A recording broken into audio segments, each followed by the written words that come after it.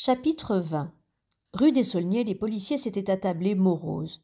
Dans la petite cheminée mourait un maigre feu. Ils étaient si contrariés qu'ils n'avaient même pas pris la peine d'allumer un bougeoir malgré le crépuscule. « Elle est trop forte pour nous », lâcha en soupirant l'exempt Berthold. Benoît Lecoq, assis à califourchon sur sa chaise, les bras croisés sur le dossier, répliqua après quelques secondes. « Monsieur de la Reynie va nous donner congé, c'est sûr. » Exupère se leva brutalement.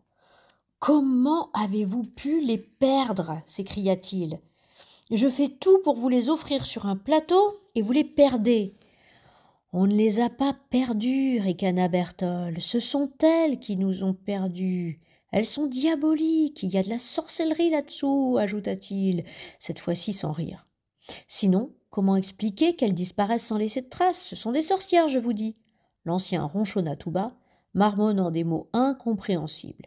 Il ne faisait pas bon parler de diablerie, cela lui donnait froid dans le dos. 40 jeunes hommes disparus sans laisser de traces, et maintenant 2 sorcières qui partent en fumée. C'était vrai qu'il y avait quand même de quoi se poser des questions. Mais il secoua la tête, chassant ses idées de surnaturel pour rester logique. Il expliqua pour la 10e fois, comme pour mettre le doigt sur un indice qui lui aurait échappé, c'est à n'y rien comprendre. Elles ont pris la rue de la Ferronnerie, nous étions 30 pas derrière elles, elles ont longé un bon moment le cloître Sainte-Opportune, en papotant et en flânant, nous les avions toujours à l'œil, puis elles ont tourné dans la rue du Plat d'Étain, le temps que nous y arrivions, elles avaient disparu, en plein jour. Nous avons interrogé les commerçants, personne ne les a vus. Je vous dis qu'elles servent le diable, s'énerva aussitôt Berthold. Comment une femme si belle que cette princesse peut-elle passer inaperçue? À moins de se rendre invisible par sorcellerie.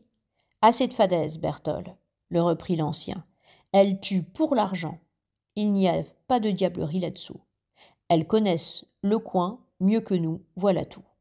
Il doit y avoir un passage. Ce vieux quartier est truffé de ruelles larges de quelques pas, dont nous n'avons pas les plans.